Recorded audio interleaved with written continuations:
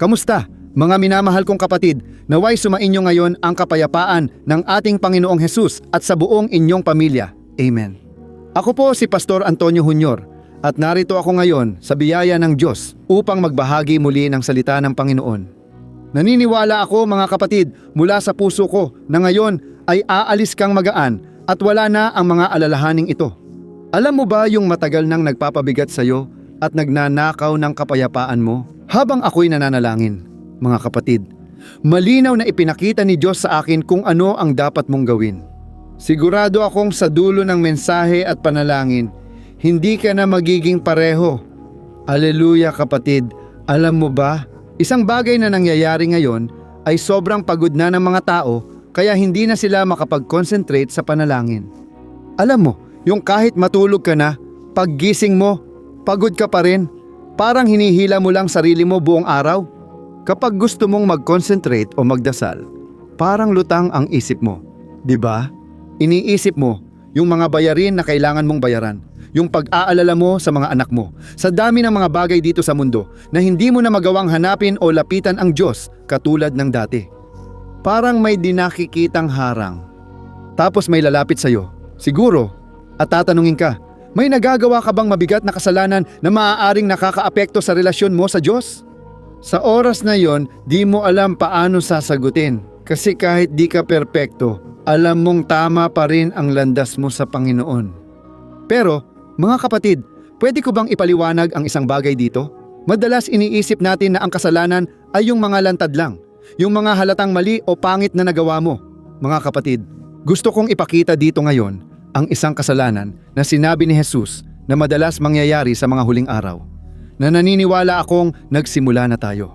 Bagamat nagsisimula pa lang ang ating paghihirap gaya ng sinabi ni Jesus, kailangan nating mag-ingat laban sa kasalanang mukhang simple lang. Parang napakaliit lang nitong bagay na ito at walang nangangaral tungkol dito. Kasi nga naman malakas ito. Alam mo, hindi lahat ay handang makinig. Hayaan mong ipaliwanag ko pa ang isa pang bagay dito. Sa ngayon, namumuhay ang tao ayon sa Ebanghelyo. Parang pumupunta sila sa restauran, binubuksan ang menu, at pinipili lang ang gusto nila sa araw na yon, mga kapatid. Iniisip ng marami na si Jesus ay dumating sa mundo, gumawa ng himala, at walang mahirap na sinabi na sundin. Sabi nila puro magagandang linyang pang Instagram at Facebook lang daw ang sinabi niya, hindi ba? Pero mga kapatid, may sinabi si Jesus dito na parang gusto nating baliwalain, di ba? Baka ganun ang iniisip natin. Medyo mahirap intindihin to. Pero sa totoo lang, iniiwasan lang natin ang responsibilidad. At hindi ko alam kung alam mo, pero may propesiya sa Isayas, Kabanata 49, kung saan nakikipag-usap siya sa kanyang amang nasa langit, sa Diyos at kay Isayas. Nagkaroon siya ng pangitain tungkol dito. Interesting, di ba? At doon sa Isayas Kabanata 49, nagsisimula ito sa Diyos na kinakausap si Jesus ng ganito, Ikaw ang aking lingkod, pinili kita at sa pamamagitan mo, ipapakita ko ang aking kadakilaan sa buhay ng mga tao sa mundo. Alam mo ba kapatid kung ano ang sagot ni Jesus, anak ng Diyos? Sinabi niya, Ama, labis akong nabigo dahil parang wala ring napala ang lahat ng pagsisikap ko. Nangaral ako sa mga tao dito sa lupa pero tila ayaw nila makinig. Doon, ibinahagi ni Jesus ang salubin niya sa Ama at isinulat iyon ni Isayas. Pagkatapos, basahin mo sa bahay ang Isayas Kabanata 49. Pero alam mo ba kung paano nagtatapos ang pag-uusap na iyon? Ang mismong Diyos na nakikipag-usap sa kanyang anak, si Jesus? O aking anak, alam mo ba kung bakit ka nadismaya at parang hindi na bago ng iyong mga salita ang buhay ng iba gaya ng inaasahan mo? Sa totoo lang, may mas malaki at mas maganda akong inihanda. Gusto ko sanang mangaral ka hindi lang para sa mga taga-bahay, para sa mga Hudyo, kundi gusto ko ring mangaral ka sa labas ng bansang Israel, na ang iyong mga salita, ang iyong kamatayan at muling pagkabuhay ay makarating din sa buhay ng mga hindi Hudyo, sa mga hentil na ako iyon. Tingnan nyo kung gaano kaperpekto ang Diyos, di ba mga kapatid? Maraming bagay ang hindi natin maintindihan, pero ang Diyos alam na ang lahat at ayon sa Biblia, nangyari na ito. Sinabi ni Isayas na kung paanong ang mga ulap ay mas mataas kaysa sa lupa, ganoon din kataas ang mga iniisip ng Diyos tungkol sa atin. At bakit nga ba nainis o nadismaya si Jesus? Dahil siya mismo ang nagsabi na mula sa kanyang bibig ay lumalabas ang matatalim na salita, ang kanyang bibig ay parang matalim na espada. At dahil dito, Maraming tao ang ayaw makinig sa mga mahihirap na bahagi na iyon. Alam mo si Jesus, siya. Minsan, nagsermon siya ng isang matinding mensahe ayon sa Biblia, kaya't marami sa mga disipulo. Bukod sa 12, umalis sila at umuwi. Tapos lumingon si Jesus sa 12. At tinanong niya sila, "At kayo, gusto niyo rin bang umalis at umuwi? Iiwan niyo rin ba ako dito?" At doon sinabi ni Pedro ang ganitong mga salita, "Panginoon, saan po kami pupunta? Ikaw lang ang may salita ng buhay na walang hanggan." Tingnan niyo mga kapatid, napakaganda. Ibig sabihin, ang panalangin ngayon ay para lang sa mga gustong maging tunay na tagasunod ni Jesus. Aleluya. Ang mensaheng ibabahagi ko ay siguradong magdudulot ng malaking pagbabago sa iyong buhay. Kung isa sa buhay mo ito, ayos, pero pastor, bakit nga ba na-frustrate si Jesus? Naranasan din kaya ni Jesus ang frustration tulad natin mga kapatid? Kahit Diyos siya, isinantabi niya ang kaluwalhatian at namuhay dito sa mundo. Dumaan siya sa libu-libong parehong bagay na pinagdadaanan mo. Kaya lahat ng pinagdadaanan mo ngayon, naranasan na ni Jesus. Yan, si Jesus, napagtagumpayan na niya lahat ng mga alalahanin dito sa mundo. At ngayon tuturuan ka niya kung paano malalampasan ang lahat ng ito. Bago tayo magsimula, pakisubscribe lang sa aking channel sa pamamagitan ng pag-click ng mag-subscribe sa ibaba ng video. Sa tabi nito, may lalabas na maliit na kampana. Mahalagang i-activate mo ang kampana at piliin ang opsyong lahat para hindi mo ma-miss ang mga susunod kong video. Ayos ba? Tara na mga kapatid. Ngayon, aaralin natin ang turo ni Jesus na madalas hindi napapansin ng marami kapag mabilis magbasa ng Biblia. Alam kong binabasa natin at maganda ang teksto, pero hindi natin lubos na uunawaan kung gaano kalaki ang babala ni Jesus ngayon. Ipapaliwanag ko sa iyo kung ano ang nangyayari noon para lang maintindihan mo ang konteksto. Si Jesus ay nasa bundok ng mga olibo at siya ay isang Momento de muita seriedade, porque ipinaliwanag niya ang mangyayari sa huling araw ng sangkatauhan. Pakinggan nyo mga kapatid. Ikinuwento niya kung paano siya babalik at matatapos ang panahon. Ikinuwento niya ang tungkol sa mga palatandaang lilitaw sa langit. Sinabi niya na ang mga bansa ay malulugmok sa kawalang pag-asa dahil pati ang kalikasan ay mayayanig sa panahong iyon. Ibubuhos ng Diyos ang kanyang paghuhukom sa kasalanan ng maraming tao. Sinimulan niyang pag-usapan ang mga dakilang bagay na kadalasang iniuugnay sa Apokalipsis. Alam mo yon? Pero sa gitna ng lahat ng mga pagsubok na ito, di ba, lahat ng masasamang bagay na mangyayari sa katapusan ng panahon? Pagkatapos, pwede mong basahin sa bahay mo ang Lucas, Kabanata 21. Pagkatapos, huminto si Jesus sa pagtalakay sa mga mangyayari sa labas at bumalik sa usapin ng puso ng tao. Sinabi niya, "Mag-ingat kayo sa inyong mga puso." Kaya babasahin ko ang talatang ito, sigurado ako, ikaw ay lubos na mapapalakas. Tingnan mo kung ano ang nakasulat sa Lucas, Kabanata 21, mula talata 34 hanggang 36. Makinig kang mabuti sa sinabi ni Jesus. Mag-ingat kayo, huwag ninyong hayaang manigas ang inyong puso dahil sa mga kasiyahan, paglalasing, at mga alalahanin sa buhay na ito. Kung hindi, darating ang araw na iyon nang hindi ninyo inaasahan, gaya ng isang bitag, sapagkat darating ito sa lahat ng naninirahan sa mundo. Lagi kayong magbantay at manalangin upang magkaroon kayo ng lakas na makaligtas sa lahat ng mangyayari at makapanindigan sa harap ng Anak ng Tao. Amen. Tingnan ninyo ito mga kapatid. Makinig kayong mabuti. Ipapaliwanag ko sa inyo kung ano ang ibig niyang sabihin. Pero napansin mo ba ang listahan na ginawa ni Jesus dito? Binalaan niya tayo na mag-ingat sa 3 bagay na nagpapabigat at nagpapamanhid sa ating puso. Sabi niya, huwag ninyong hayaang maging insensitibo ang inyong mga puso gamit ang salitang insensitibo. At pagkatapos, binanggit niya ang 3 bagay. Dahil sa kalayawan, dahil sa paglalasing, at dahil sa mga alalahanin ng buhay na ito. At ngayon, gusto kong huminto ka at pag-isipan ang isang napakahalagang bagay. Kung tatanungin kita ngayon, ano sa tingin mo? Alin ang mas masama? Isang tao na umiinom hanggang malasing o isang tao na laging nag-aalala sa mga bayarin na kailangan niyang bayaran? Nag-aalala sa napakaraming bagay. Siyempre, sasabihin mong masama ang paglalasing, di ba? Kasi ang pagiging lasinggero ay malaking kasalanan. Madalas, ang pag-aalala ay tila mahirap na yugto ng tao. Pero sa totoo lang, senyales din ito ng pagiging responsable. Mga kapatid, isipin nyo kasama ko si Jesus na nakakakilala sa Sansinukob, alam niya ang espiritual na mundo at paano gumagana ang lahat. Pinagsama-sama niya lahat yan sa iisang pangungusap. Pinagsama niya ang pagkabalisa sa mga bagay sa araw-araw, ang takot sa mangyayari bukas, ang kawalan ng kapanatagan. Di ba? Baka takot mawala ng trabaho o mga away. Nasa parehong espiritual na antas, ng pagkalasing, ng pag-inom, ng pagwawala. At bakit gagawin yun ni Jesus, mga kapatid? Sobra ba si Jesus? Hindi, kahit kailan, hindi nagsusobra si Jesus. Siya ang katotohanan, kaya seryoso ang itinuturo niya sa atin ngayon. Ang epekto ng pag-aalala sa iyong espiritual na buhay ay kapareho ng epekto ng alak sa katawan ng isang tao. Isulat mo yan, isipin mo ang isang taong lasing. Halimbawa, nawawala ang mga reflexes, hindi niya namamalayan kapag may panganib na paparating. Hindi ba ganon? Nagiging mabagal siya, parang lutang, at nawawala ang pakiramdam niya sa kung ano ang totoo. At sinasabi ni Jesus sa akin, sa iyo ngayon na ang pag-aalala ay ganyan din ang epekto, pero hindi sa katawan mo, kundi sa kaluluwa mo. Ang taong laging nag-aalala, di niya kailangan sa bar. Nakahiga siya sa kama niya ng 10 oras ng gabi, hindi gumagalaw ang katawan, pero ang isip niya ay parang umiikot sa mesa. Nakatulog siya sandali at parang ang puso niya, ang kaluluwa niya, ay parang lasing sa sobrang pagkabalisa at takot. Naiintindihan mo? Ipapaliwanag ko pa ito para malinawan ka. Gusto ko ring magpatuloy ka hanggang dulo dahil magdadasal tayo at maaayos mo ang puso mo pagkatapos.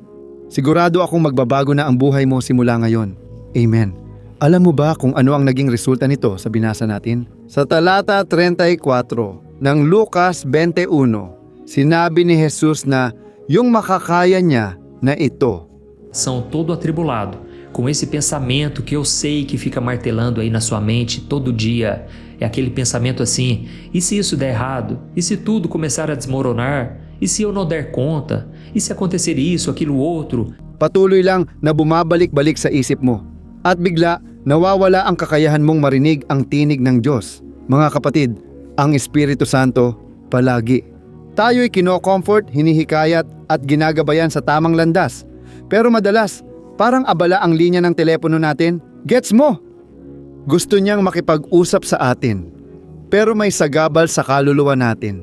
At kaya sinabi ni Jesus na ang mga alalahanin sa buhay na ito, lalo na sa mga huling araw, ay magpapabigat at magpapamanhid sa ating puso. Parang gigising ka sa umaga, bubuksan mo ang iyong Biblia, pero hindi mo maintindihan ang kahit ano sa binabasa mo. Minsan, nagdarasal ka araw-araw kasama ko, pero pakiramdam mo hindi umaabot ang dasal mo sa kisame, parang may harang na di mo nakikita. At hindi ito nangyayari dahil lumayo sa iyo ang Diyos, kundi dahil ang puso mo ay hindi na tumatanggap. Ang puso mo ay lasing na sa mga alalahanin ng buhay na ito. At baka iniisip mo, pero pastor, paano ako hindi mag-aalala? Pastor, dumarating na ang mga bayarin. Nandyan ang mga utang, napakalaki ng mga problema ko. Pastor, hindi ko talaga kayang mag-isip ng iba pa. At mahal kong kapatid, hayaan mong sabihin ko sa iyo ang isang bagay, lubos kitang nauunawaan. Naranasan ko rin yan. Dumaan ako sa panahong sobrang nag-aalala ako na baka hindi ko na magawang maayos ang pag-record ng mga video. Hindi ko maiwan ang pagkabalisa. Para akong naglagay ng maraming kahoy sa tren, sinindihan ang apoy at ngayon mabilis na itong tumatakbo na hindi ko mapatigil. Ganoon din ang utak ko noon, mga kapatid. Iniisip ko ng iniisip ang mga problema, mga alalahanin at hindi ko na magawang mag-focus sa Diyos. Kaya, simple lang, yun ang ibig sabihin ni Jesus. Madalas naguguluhan ang isip natin at nagsisimula tayong magdusa dahil sa mga bagay na malamang hindi pa nangyayari at kadalasan hindi rin mangyayari. Naiintindihan mo? Sinabi ni Jesus sa talata 35 na kung hindi tayo magbabantay dito, mahuhulog tayo sa patibong. At isipin mo, isang patibong. Ginagawa ito para mahuli ang hayop sa oras na siya ay hindi nakapansin. Di ba? Yung hayop naglalakad lang ng hindi nag-iingat tapos bigla, klak, sumasara ang patibong at napapatay o nakakulong ang pain, ang biktima. Mga kapatid, ang pag-aalala ay ganun ding uri ng pagka-distract. Habang nakatutok ka sa pera, sa pag-aalala sa pamilya, sa krisis sa iyong kasal, Tigilan mo ang pagbabantay sa buhay mo kasama ang Diyos. Dahil sa sandaling iyon, dumarating ang masamang araw, tukso, at panghihina na nagpapabagsak sa iyo. Dahil ngayon, wala ka ng lakas para magdasal, para lumaban. Naiintindihan mo ba? Ilang beses ka nang natukso dahil mahina ka na sa espiritual. At para makita mo na hindi lang ito sinabi ni Jesus, kundi kinumpirma rin ng mga apostol. Si Apostol Pedro halimbawa na muntik nang lumayo kay Jesus dahil napadala siya sa mga tukso doon. Noong mga sandaling sinasaktan at pinapahirapan si Jesus para dalhin sa krus, 3 beses na itinanggi ni Pedro si Jesus. Natakot siya, nag-alala siya. At tingnan mo kung ano ang sinabi ni Pedro sa unang Pedro, Kabanata 5, talata 7 at 8. At pagkatapos ng paliwanag, magdadasal ako para sa iyo. Tingnan mo, sabi ni Pedro, ibigay ninyo lahat ng alalahanin sa Diyos dahil siya ang nag-aalaga sa inyo. Maging alerto at magbantay. Ang dyablo, ang inyong kaaway, ay paikot-ikot na parang liyong umuungal, naghahanap ng masisila. Pansinin ninyo mga kapatid, karaniwan binabasa lang natin ang simula. Diba? Akala natin magkaiba ang bersikulo 7 at 8 kasi puro magagandang salita ang nasa 7, nagbibigay lakas ng loob. Ibigay ninyo sa Diyos ang inyong alalahanin dahil siya ang nag-aalaga sa inyo. Sa kasunod na bersikulo, ipinakita ni Pedro ang spiritual na labanan. At sinabi niya, maging alerto at magbantay kayo dahil ang dyablo, ang inyong kaaway, ay paikot-ikot na parang liyong umuungal, naghahanap ng masisila. Alam ko na sa oras na ito, maraming tao ang nagsasabi ng ganito. Pero pastor, hindi ba't sinasabi ng Biblia na ang dyablo ay nasa paligid natin at ang mga anghel ay nasa paligid din natin? Mga kapatid, sa diksyonaryo pareho lang ang ibig sabihin ng paligid at sa paligid. Naiintindihan mo? Ano ang susunod, Pedro? Magbantay kayo dahil ang kaaway, siya ay umiikot, siya ay naglalakad sa paligid mo, gusto niyang ikaw ay madapa. At kaya nga, bago pa man, sinabi niya ito, ipagkatiwala ninyo ang inyong mga alalahanin sa Diyos dahil kung hindi mo ipagkakatiwala sa Panginoon ang alalahanin na iyan, magiging madali kang biktima. Mga kapatid, ang leyon hindi siya umaatake sa mga taong alerto, nakatayo at nakatingin sa lahat ng direksyon. Hindi, ang leyon, pinipili niya ang tupa na wala sa sarili, nakayuko at abala sa sarili niyang mga iniisip. Kapag palagi mong iniisip ang problema, nauuwi ito sa espiritual na pag-iisa, nawawala ang tunay na koneksyon mo sa Diyos at humihinto ka sa pagsamba sa Kanya. Doon ka magsisimulang maging target at alam ko, baka iniisip mo na ito ngayon. Pastor, ibig sabihin ba nito na hindi na kailangang magsumikap ang kaaway sa akin? Dahil sarili kong pagkabalisa na ang gumagawa ng trabaho niya. Mga kapatid, tama po yan. Kung ang pag-aalala mo ay pumipigil sa iyo, kumukuha ng tulog, nagnanakaw ng kapayapaan at humahadlang magtiwala sa Panginoon.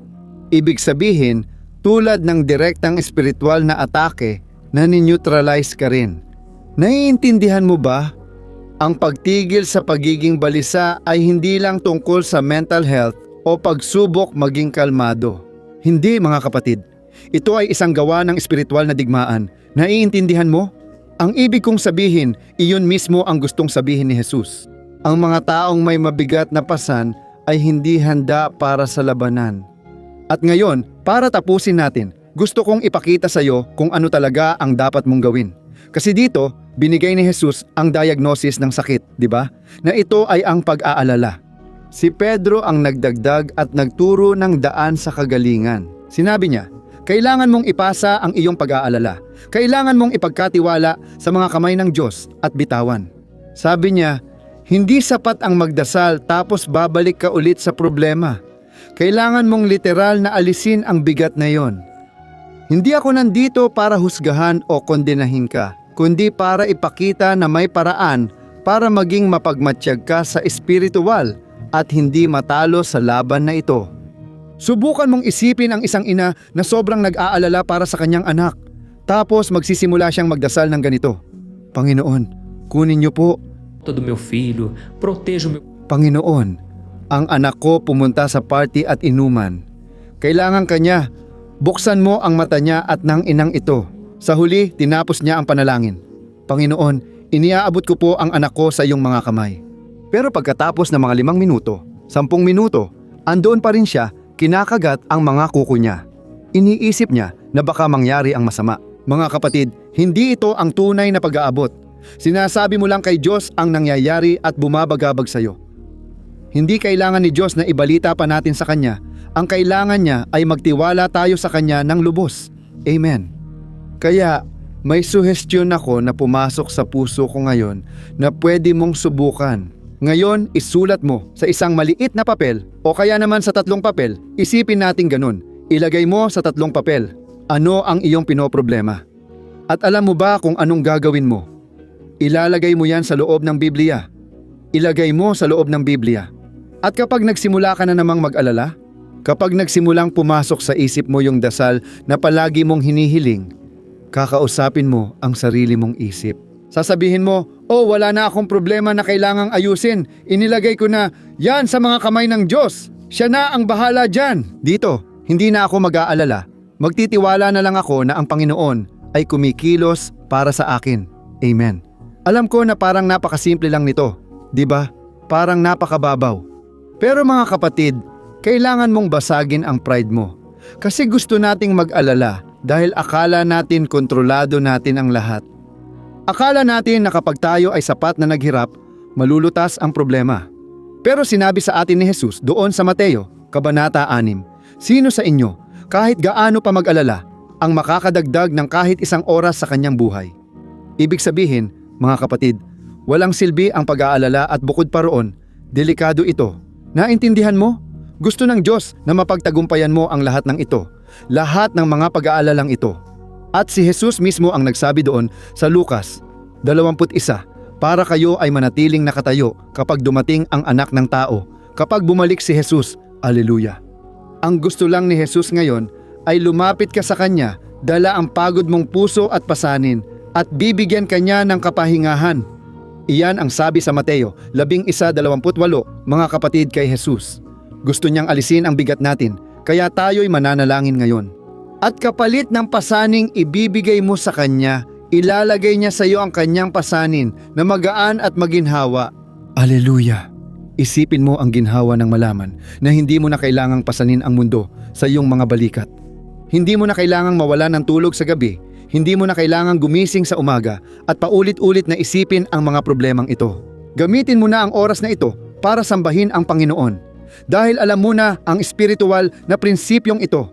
Gusto ng dyablo na ikaw ay pahirapan, na maramdaman mong may kasalanan ka dahil sa mga nagawa mong mali. Pero, mga kapatid, hindi ka inaakusahan ng Diyos, kundi iniaalok niya ang kapatawaran. Kailangan mo na ngayong magtiwala sa Kanya, hindi lang sa salita. Gusto niyang magkaroon ka ng tamang pag-uugali sa gitna ng bagyo, at ang pag-uugaling iyon ay ang magtiwala at ipagkatiwala ang lahat sa Kanyang mga kamay. Alleluia. Kaya, tayo ay mananalangin sa mismong sandaling ito. Gusto ko talaga na sa pagtatapos ng panalangin, ikaw.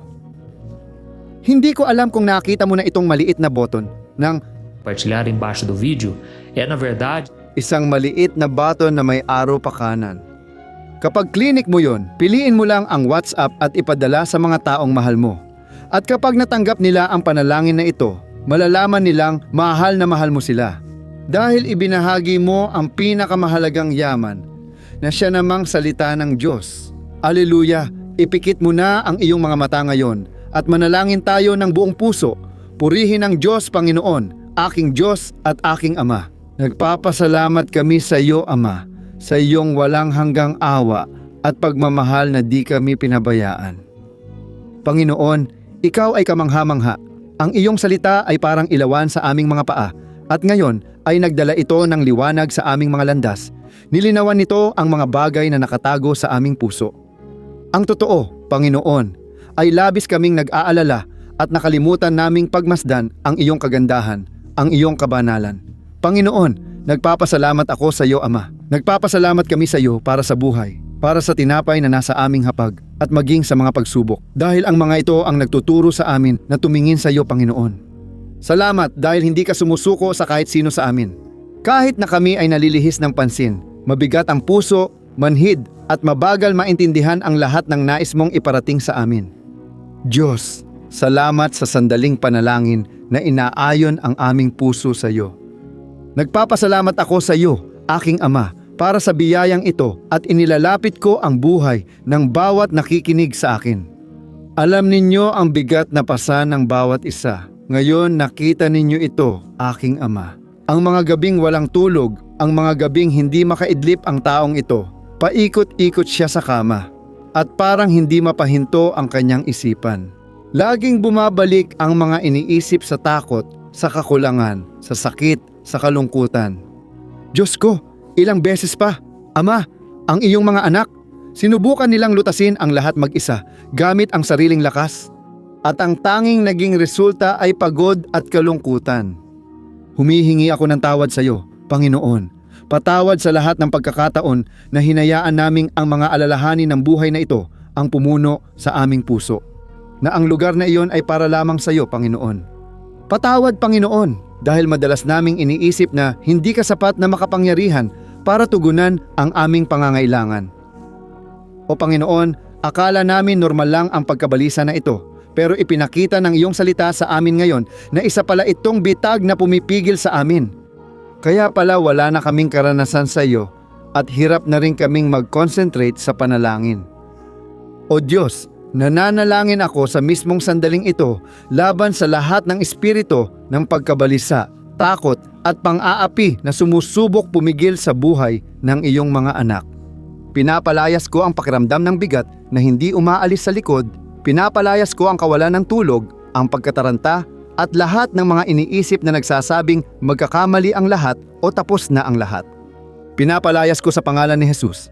Lumayas ka ngayon mula sa isipan at puso ng taong ito sa pangalan ni Jesus. Lahat ng pag-aalala o Panginoon, puso ng inang ito na naghihirap dahil sa anak niyang nalulong sa droga, sa krimen. Hipuin mo ang amang iyon ng pamilya. Diyos ko, patuloy akong nababahala sa utang at walang solusyon. Dalhin mo ang iyong kapayapaan, Panginoon. Ang lalaking ito na desperado, na wala ang pamilya, tinitiis ang sakit ng mga bunga ng kasalanan. Panginoon, iniaalok ni Jesus ang biyaya at kapatawaran.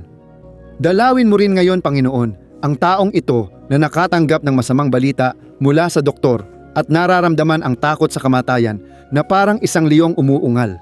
O Diyos, wasakin mo ang bitag na ito ngayon, Ama, na maramdaman ng taong ito na inaalis na ang bigat sa kanyang balikat. Alisin mo ito gamit ang iyong kamay, Jesus. Lahat ng takot, lahat ng pag-aalala, O Panginoon. Idinedeklara ko ang emosyonal na kagalingan sa buhay na ito. Ang kagalingan kung saan may mga lumang trauma, kung saan ang takot ay nag-ugat ng malalim, na ang iyong hininga ng buhay ay dumaloy. Kapayapaang hindi maipaliwanag ng kahit sino.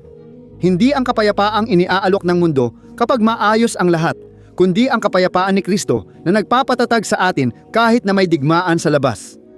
O Diyos, nananalangin ako para sa mga nagpasya, ipagkatiwala ang kanilang alalahanin sa iyong mga kamay, sa pangalan ni Jesus, Panginoon.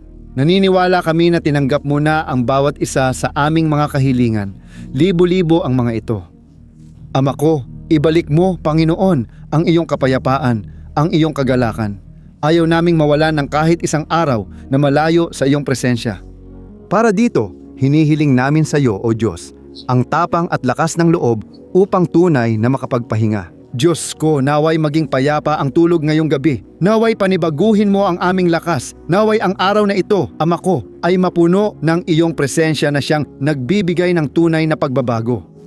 Aleluya. At ikaw, mahal kong kapatid na lalaki, mahal kong kapatid na babae, kung nararamdaman mong kailangan mong magsimulang muli kay Diyos, kung napapansin mong ang buhay at mga alalahanin ay inilayo ka sa Panginoon.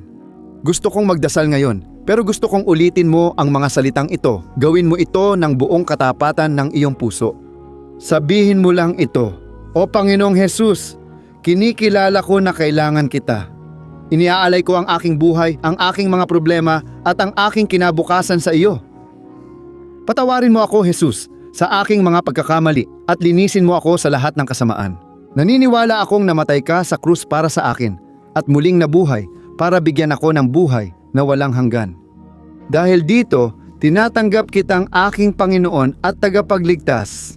Humihingi ako ng tawad sa iyo para sa lahat ng aking mga kasalanan at nagpapasya ako ngayon na lumakad sa iyong presensya. Hinihiling ko, Panginoon, isulat mo ang aking pangalan sa aklat ng buhay. Sa iyong pangalan, Jesus, ako'y nananalangin at nagpapasalamat sa iyo. Amen, Alleluia, Panginoon. Ama, inihaharap ko sa iyo ang mensaheng ito, ang panalangin dumating bilang binhi sa handang lupa. Alam ko pong marami nang naabot, aking Ama, ngunit hinihiling ko na makarating ang panalangin ito sa libu-libong tahanan. Naway tuparin ng Panginoon ang nais mo. Sa buhay ng lalaking ito at ng babaeng ito, nakakapanalangin lang kasama ko. Naway maluwalhati ang iyong pangalan. At sa pangalan ni Jesus, ako'y nananalangin at nagpapasalamat sa iyo. Amen. Purihin ang Diyos. Uy, pwede ba kitang tanungin? Napansin mo bang madalas hindi natutupad ang mga bagay sa buhay mo? Doon, nalilito at nadidismaya ka. Iniisip kung magiging masaya ka pa ba talaga? Ang dami mong pinagdadaanan na problema.